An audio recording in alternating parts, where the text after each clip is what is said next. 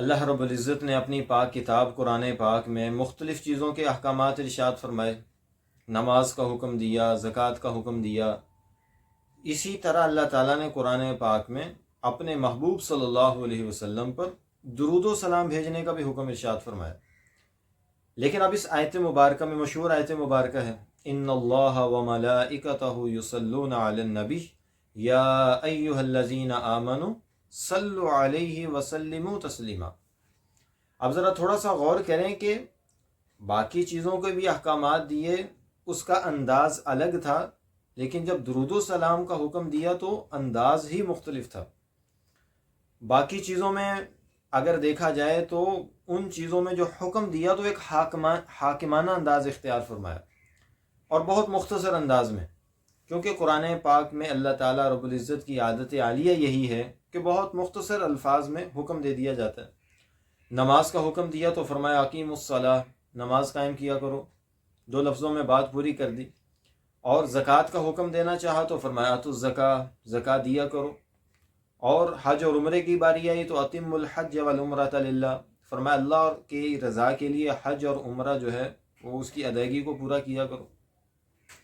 روزے کی باری آئی تو کیا فرمایا کتب علیکم الصیام، تم پر روزے فرض کر دیے گئے. جہاد کی باری آئی تو فرمایا کتب علیکم القتال، تم پر جہاد فرض کر دیا گیا. لیکن جس وقت درود السلام کا حکم دینا چاہا تو اللہ تعالیٰ نے پہلے ایک تمہید باندھی اور پھر آگے چل کے بڑے خوبصورت انداز میں حکم ارشاد فرمایا. ان اللہ وملائکتہ یصلون علی النبی یا ایھا الذین آمنوا صلوا علیہ وسلموا تسلیما.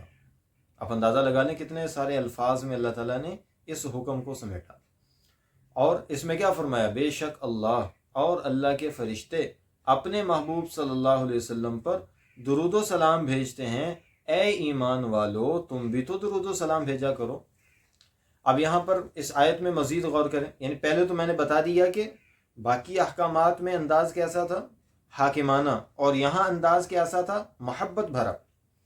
اور پھر اس آیت میں مزید غور کریں تو آپ دیکھیں گے کہ اس میں کتنی خوبصورتی اللہ تعالیٰ نے پیدا فرمائی، اور کس قدر محبت اور کس قدر آپ صلی اللہ علیہ وسلم کی عزت اور اکرام کا مظاہرہ اس آیت مبارکہ میں کیا گیا.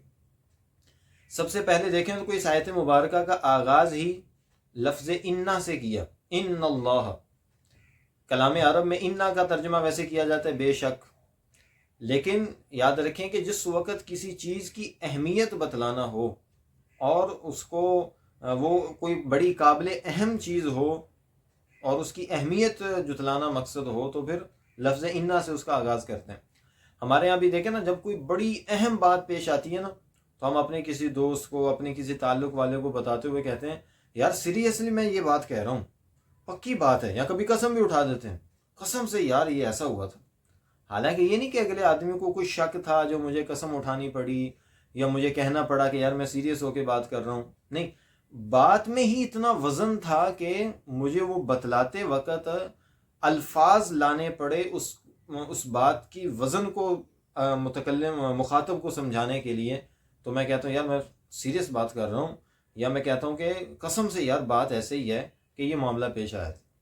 تو مقصد یہ ہوتا ہے کہ اگلے کو ویسے بھی میری بات کا یقین ہے، لیکن اس چیز کی اہمیت واضح کرنے کے لیے وہ یہ الفاظ ملائے جاتے ہیں. تو ایسے ہی کلام عرب میں جب کوئی بڑی اہم بات ہو تو اس کے شروع میں لفظ انا لگا دیتے. ان اللہ، بے شک، پکی بات ہے. یہ پہلا حسن، لفظ انا سے ہی اللہ تعالیٰ نے اس حکم کی اہمیت کو واضح فرما دیا. پھر آگے فرمایا ان اللہ، بے شک اللہ. دیکھو اقیم الصلاۃ اپنا نام نہیں اللہ تعالیٰ لے کے آئے، نماز قائم کیا کرو. آتوا الزکاۃ، زکوٰۃ دیا کرو. کتب علیکم الصیام، تم پہ روزے فرض کر دیے گئے. اللہ تعالیٰ نے اپنا نام نہیں ذکر فرمایا. اللہ رب العزت کا اسم ذاتی جو لفظ اللہ ہے، جو کہ اسم اعظم ہے، وہ اس کو اللہ نے اس آیت میں جگہ عطا فرمائی. ان اللہ، بے شک اللہ. پھر مزید حسن پیدا کیا کہ صرف اپنا نام ایک دفعہ نہیں لے کے آئے. وَمَلَائِكَتَهُ، اللہ اور اللہ کے فرشتے. ورنہ اللہ تعالیٰ صرف والملائکہ بھی فرما دیتے ہیں ان اللہ والملائکہ، لیکن نہیں، ملائکتہ ہو سے یہ ہو کا مطلب بھی لفظ اللہ ہی ہے.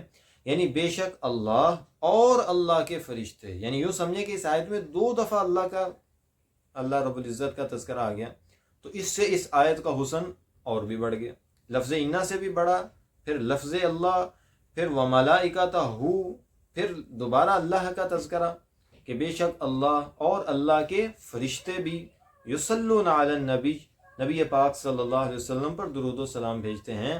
اے ایمان والو تم بھی تو درود و سلام بھیجا کرو صلی اللہ علیہ وسلم۔ تو اب یہاں پر مزید دیکھیں، یہ تو ہوا ان اللہ و ملائکتہ، آگے فرمایا یصلون، یصلون مضارع کا لفظ ہے، اور مضارع کا مطلب ہوتا ہے کہ ایک کام ہو رہا ہے اور مسلسل جاری ہے، اس میں ٹھہراؤ نہیں، ٹھیک ہے۔ تو جب ایک کام ہو رہا ہو اور پھر مسلسل جاری ہو، فی الحال بھی ہے، مستقبل میں بھی جاری رہنا ہے، تو اس کے لیے یہ لفظ استعمال کیا جاتا ہے۔ تو یصلون کا ترجمہ صرف یہ نہیں کہ اللہ اور اس کے رسول نے، اللہ اور فرشتوں نے درود و سلام بھیجا، نہیں، اللہ اور اس کے فرشتے درود و سلام بھیج رہے تھے، اس وقت بھیج رہے ہیں، اور آئندہ بھی بھیجتے رہیں گے۔ اے ایمان والو تم بھی تو درود و سلام بھیجا کرو۔ اور پھر یصلون کے بعد علی النبی، نبی کا لفظ استعمال فرمایا، نام نہیں لیا۔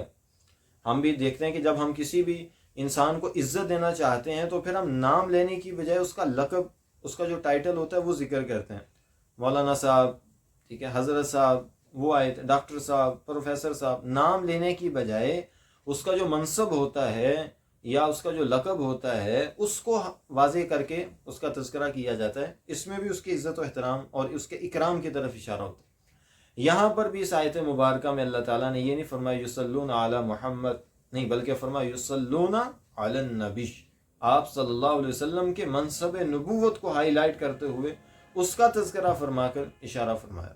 پھر آگے حکم ارشاد فرمایا اے ایمان والو تم بھی تو اپنے محبوب صلی اللہ علیہ وسلم پر صلاۃ و سلام بھیجا کرو۔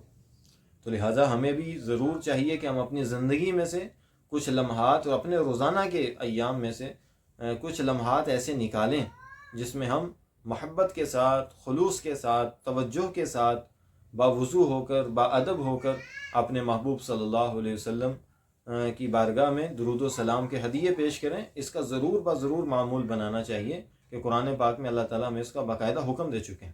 اللہ تعالیٰ مجھے بھی، آپ کو بھی توفیق عمل عطا فرمائے۔